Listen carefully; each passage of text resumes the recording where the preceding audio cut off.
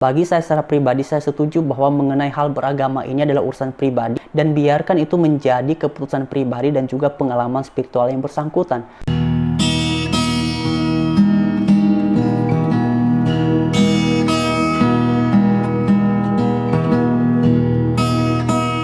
Teman-teman, Shalom, selamat siang dan Tuhan Yesus memberkati kita semua. Dan beberapa saat yang lalu sebelum saya membuat konten ini, saya baca satu artikel tentang perjalanan spiritual seorang public figure, yaitu Denny Sumargo, seperti yang kalian semua bisa perhatikan di screen. Di sini dituliskan, Denny Sumargo cari Tuhan, belajar Islam hingga ibadah di kelenteng. Nah teman-teman, puji Tuhan, beliau ini sekarang sudah menganut agama Kristen dan ada beberapa pernyataannya yang cukup menarik perhatian saya. Salah satu diantaranya adalah seperti yang kalian semua bisa perhatikan di screen. Bang Denny Sumargo ini bercerita bahwa setelah ia menganut agama Kristen, ia didatangi oleh seseorang yang cukup mengerti tentang agama Kristen dan berkata kepada beliau, mengapa tidak mengajak para penggemarnya untuk ikut menganut agama Kristen, sebab kalau di dalam agama Kristen dipercaya Yesus adalah Tuhan dan juga juru selamat. Nah teman-teman sekalian, respon dari Bang Denny Sumargo terkait hal ini di sini dituliskan, iya, gue percaya, gue menyembah Yesus, menyembah Tuhan, tapi gue menyembah buat diri gue sendiri supaya gue jadi manusia yang lebih baik, supaya ketika gue memberi tangan kanan, tangan kiri gue tidak mengetahui. Itu buat gue, bukan buat lo. Kemudian teman-teman di sini juga dituliskan, gue nggak bisa bilang ke mereka, biarkan Yesus yang bekerja karena dia adalah Tuhan Allah. Kalau gue ajak mereka, terus yang mau tanggung jawab siapa? Nah teman-teman, dari sini sangat jelas bahwa Bang Denny Sumargo melihat mengenai hal beragama ini adalah urusan personal atau urusan pribadi. Jadi ketika seseorang menganut agama tertentu, ya biarkan itu menjadi keputusan pribadinya dan juga biarkan itu menjadi pengalaman spiritual yang bersangkutan. Dan sebelum kita melanjutkan pembahasannya, mungkin di antara teman-teman ada yang masih mengingat pernyataan dari seorang mualaf yaitu Ustaz Nababan. Dan karena itu sebelum kita berkomentar lebih lanjut, mari sama-sama kita simak terlebih dahulu ya. Kenapa orang sampai terjadi murtad, ibu-ibu dan bapak-bapak? Sementara di satu sisi ada juga saudara kita dari agama lain masuk ke dalam agama Islam. Kalau orang yang pindah dari agama lain ke dalam agama Islam ini, tentulah yang bersangkutan sudah mempelajarinya secara matang. Betul? Tetapi kalau ada orang Islam murtad dari agama yang benar ini, dipastikan yang bersangkutan alasannya adalah mungkin karena materi atau juga mungkin karena belum paham tentang agama Islam ini secara baik. Nah teman-teman, itulah cuplikan videonya, dan kalau kalian membandingkan pemikiran yang disampaikan oleh Bang Denny Sumargo dengan pemikirannya Pak Ustaz Nababan ini, manakah yang paling kalian setujui? Nah oleh sebab itu teman-teman sekalian, tadi sebagaimana sudah disampaikan oleh Pak Ustaz Nababan, beliau ini menerapkan standar ganda. Kalau ada orang yang keluar dari agama Islam, itu menurutnya alasannya hanya ada dua.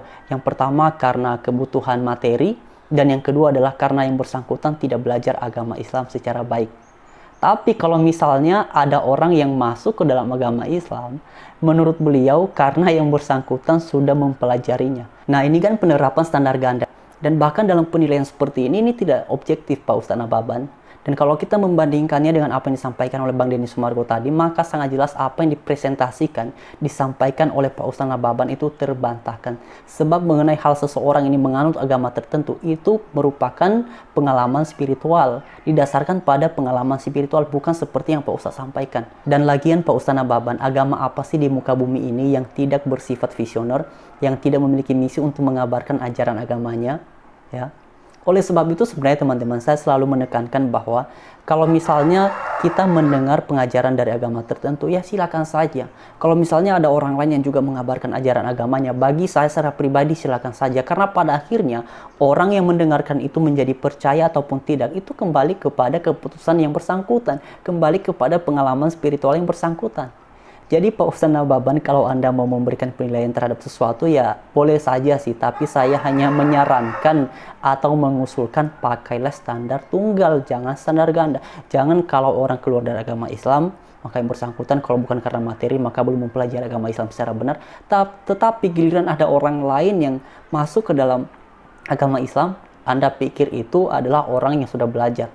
Dan ini misalnya saya tanya ya, Pak Saifuddin Ibrahim dan beberapa yang lainnya itu misalnya Pak Ibnu Kalam, kan mereka itu orang-orang terpelajar, orang-orang yang mempelajari agama Islam, tetapi sekarang mereka memutuskan menganut agama Kristen. Dan berdasarkan kesaksiannya mereka, ini didasarkan pada pengalaman spiritual.